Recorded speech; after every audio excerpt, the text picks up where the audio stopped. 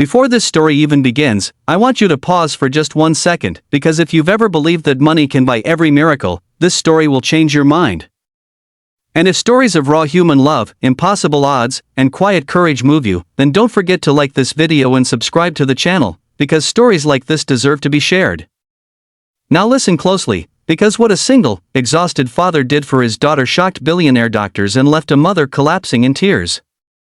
Everyone in the hospital had stopped promising miracles. The doctors didn't say it out loud anymore, but their eyes did. Little Era was 7 years old and hadn't walked in almost 3 years. Her legs were thin and still, wrapped in blankets that smelled like disinfectant and hope slowly fading away. Billionaire-funded specialists had tried everything: experimental treatments, surgeries abroad, machines that cost more than houses. Nothing worked. Every chart ended the same way: no significant improvement. And every time, her mother Lena would nod politely, walk into the hallway, and cry where no one could see. But Era's father, Samir, never cried in the hospital corridors. Not because he was strong, but because he was tired in a way that went deeper than tears. He was a single dad who worked nights loading trucks, days driving a borrowed rickshaw, and evenings sitting by his daughter's bed telling her stories about places they'd go when you walk again. He said it so often that even Era started believing it wasn't a dream, it was a plan. Doctors didn't understand Samir. He asked questions they thought were useless. He wanted to know how muscles remembered movement, why children learned balance before fear, why pain sometimes blocked healing. One famous doctor, flown in by a billionaire charity, gently told him, "Sir, love cannot replace medicine." Samir smiled politely and said nothing, but that night, while Lena slept in a chair, Samir stayed awake watching Era's toes twitch in her dreams. That twitch became everything. Samir remembered his own childhood in a village where no one had money for hospitals. People healed slowly there, through repetition, through stubbornness, through belief mixed with sweat. He remembered an old man who taught children to swim by first making them trust the water. Not pushing, never pushing, just teaching them not to fear it. Samir began to wonder if his daughter's body wasn't broken, but scared. He asked the doctors if he could take Era home for a while. They strongly advised against it. "She needs advanced care," they said. Samir nodded, thanked them, and signed the papers anyway. Back home, there were no machines. No monitors. Just a small room, thin curtains, and a father who refused to give up. Samir began with the smallest things, moving Era's legs gently while telling her stories.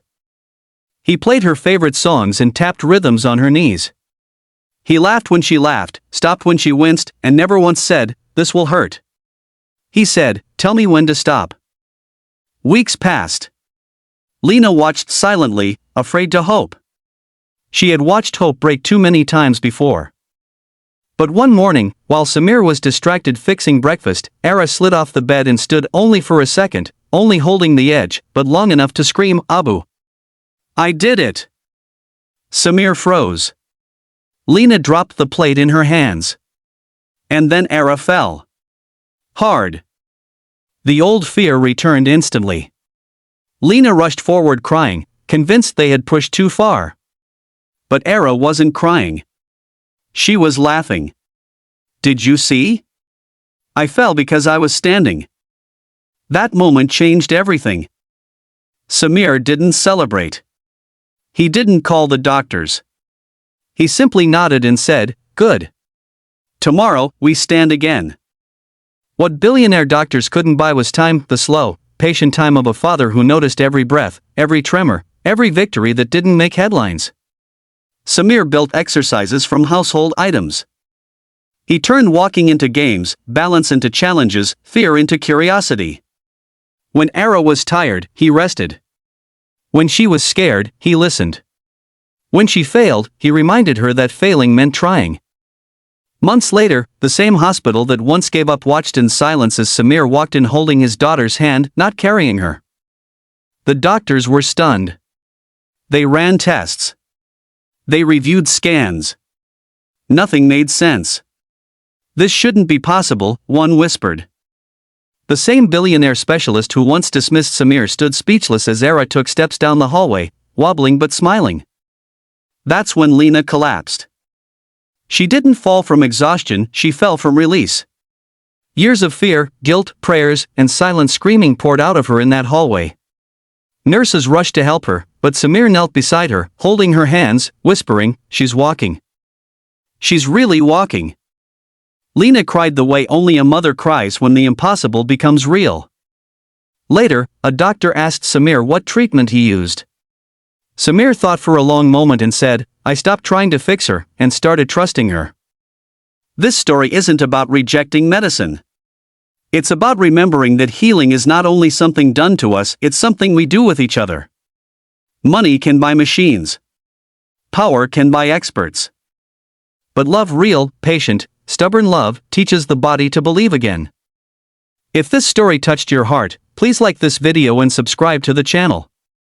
Stories like this remind us that miracles don't always arrive with sirens and headlines. Sometimes, they arrive quietly, holding a child's hand, one step at a time.